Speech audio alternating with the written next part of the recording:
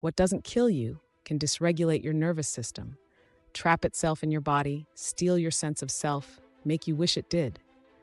I don't know what makes you stronger means, but let's stop glorifying trauma as a life lesson we've been blessed with.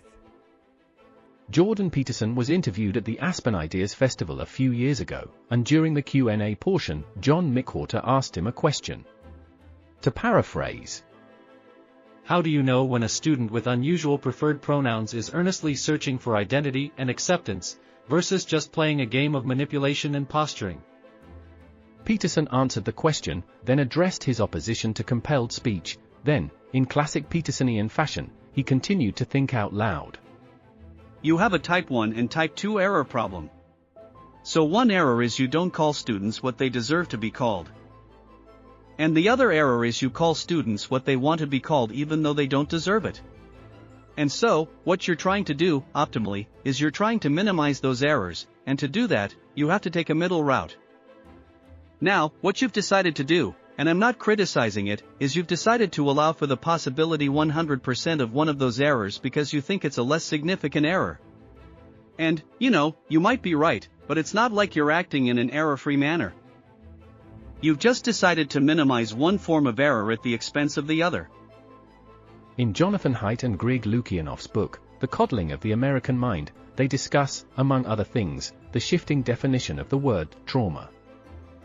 Originally, the word trauma signified either a permanent physical injury, or an emotional event outside the range of usual human experience that causes significant symptoms of emotional distress in almost everyone. Trauma, therefore, also has a type 1 and type 2 error problem.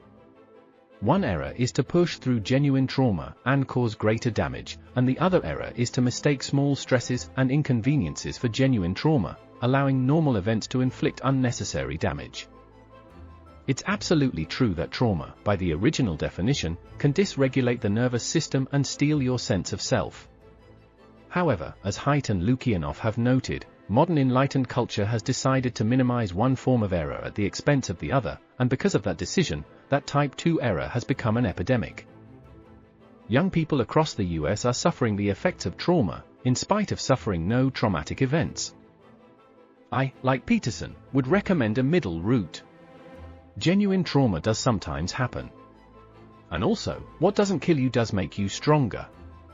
After all, when Edward Jenner famously deliberately infected everyone he knew with cowpox, they all got sick.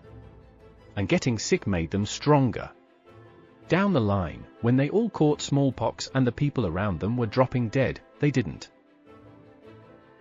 Thank you for spending some time with a man with no shoes. Please like and subscribe if you got anything out of it, leave a comment if you have any thoughts worth sharing, and join me next week to discuss the best method for fighting fires.